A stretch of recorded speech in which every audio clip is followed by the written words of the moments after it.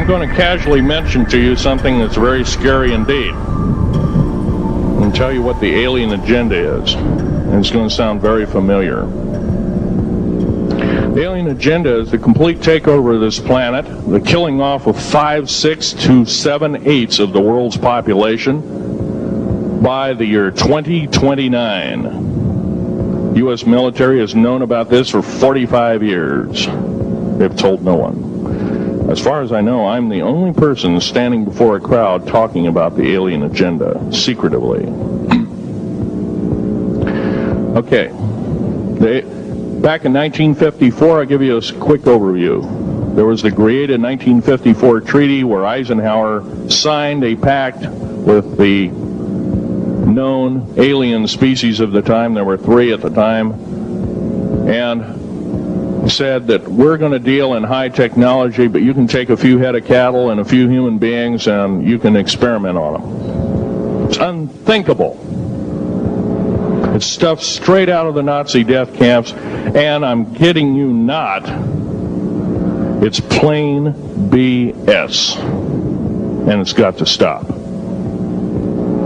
Now, the created 1954 treaty would have been violated. After the great firefight, the alien-human war, I am the only living survivor talking about it worldwide at all. Only one. The other 2 are in nursing homes in Canada, and the Canadian government refuses to allow any U.S. people, including myself, to talk to them because they are afraid of kidnap.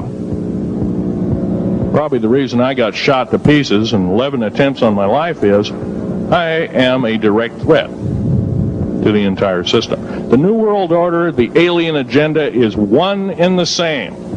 It's world takeover and the decimation of the population of this planet.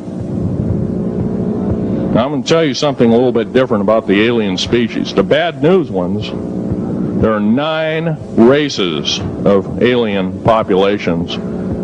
To look at a human being as a bag of food.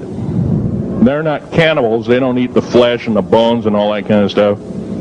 They use the glandular secretions of animals and human beings as a mixture of the vitamins for their food. They get high off of our adrenal gland substances called adrenal chrome. It's something like cocaine to them. Now, what can we do about it? Right now, if we do nothing, we can do nothing about it, and it'll continue to go on.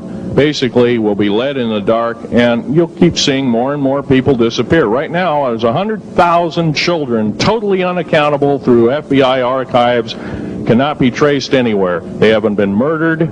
Nobody's ever seen them. I think they're hauled underneath in some of these bases, and they are summarily done away with, and they are literally eaten. Now, that is a scary thing indeed. Now, another thing I want to reach to you is that during the unbelievable part, I was involved in building another base inside of Dulce, New Mexico, which is Los Alamos Laboratory. It's a biological laboratory. On the southwest part of the Archuleta Mesa, we built an underground facility, a better part of 3 cubic miles hollowed out underground. Then to the southwest of that, we were in the process of the early stages of building. We drilled 4 large tunnel-like holes. Some of them ran 2.5 miles under the surface. Number of the original wells or drilling machines that were used were at the rate of up 2 miles a day. It was fairly rapid. The equipment kept coming up broken. So we wanted to go down and we wanted to send somebody down there, a human observer, or human observers in this case, to find out what was going on. Well, to our total surprise, first of all, the government knew all about it. They didn't tell anybody. When I saw Green Beret and Black Beret people encamped inside of our geologist camp, I knew something was up. The gig was up. First of all, I knew all about the alien agenda. I'll explain that in a few minutes. The large alien grays had been encamped there for as best as believed possible about 400 or 500 years. It had been one of their internal bases. And we'd drilled holes right on top of it. All the stinking air, all the black sooty air came right out as soon as the first hole was sunk, and all this soot came up, and well, that's when all the hell broke loose, really, all it started.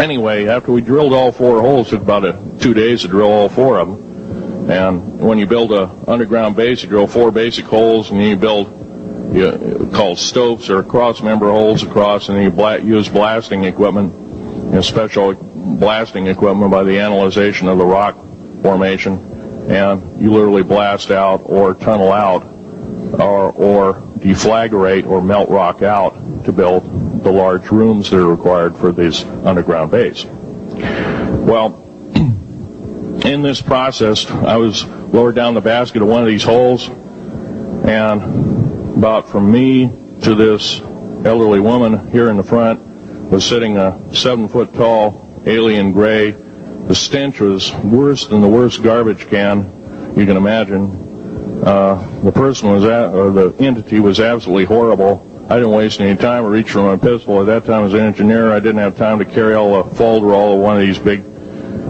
submachine guns that all the sea spray and the yellow fruit and all the outer perimeter and inner perimeter security people carried. I carried a little Walter PPK pistol with a 9-shot clip. This was in late August of 1979. Now, you got a regular suit of clothes, you got a regular clothes on, plus you're in almost like a spacesuit environment, and you're reaching for a gun. It's not the easiest thing to do, and then to pop a clip in it and start shooting. And I killed 2 of them. Yes, they're mortal, and they do die. However, in the process, one of them did this. All I remember is that he just kind of waved his hand in front of his chest, and the next thing I know, this blue beam hit me and just literally opened me up like a fish, and burnt my fingers right off of me. And it was some form of electrical force, because the kind of like being hit by a lightning bolt burned all my toenails off of me. Completely crispy crittered my left foot, burnt the shoe right off of me. All I remember is the smoking remains, and I'm still conscious, but in and out of, I didn't remember much. And there was a Green Beret that was right behind me that risked his life. In fact, he died. But he risked his life. He shoved me back in the basket and hit the button and took me up. And I wouldn't be alive talking to you today if it wasn't for him. I'm forever indebted. He lost his life. 66 Secret Service agents, Green Berets, Black Berets, crack troops lost their lives because the government, our United States government, lied, did not tell us anything about the alien threat.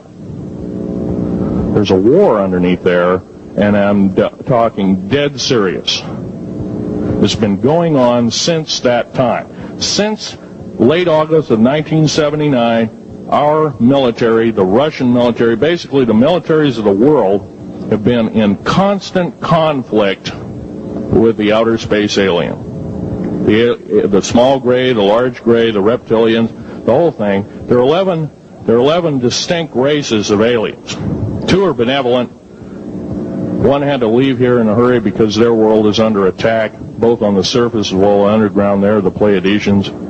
They're familiar. Maybe some of you are familiar with that. Would some of you raise your hands who've heard of Billy Meyer and some of the, very good, about half the group.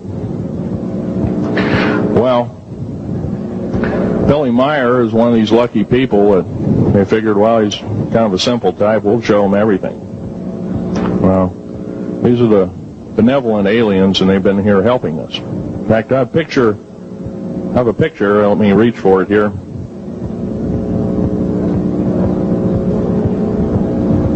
I have a picture of one of the aliens been working for the United States Pentagon for the last 58 years. His name is Val Valiant Thor. He's right here. There's my father in the background. Am 17. Januar 1996 wird Phil Schneider tot in seinem Apartment in Oregon aufgefunden. Als Todesursache wird ein Schlaganfall angegeben. Doch als Schneiders Ex-Frau der Zugang zur Leiche verwehrt wird, vermutet sie, dass etwas faul sein könnte und fordert eine Autopsie. Der Autopsiebericht des Rechtsmediziners nennt eine andere Todesursache. Es stellte sich heraus, dass um Phils Hals Gummischläuche lagen. Die Todesursache wurde daher zu Selbstmord geändert. Aber viele, darunter auch Phils Ex-Frau, glauben an Mord.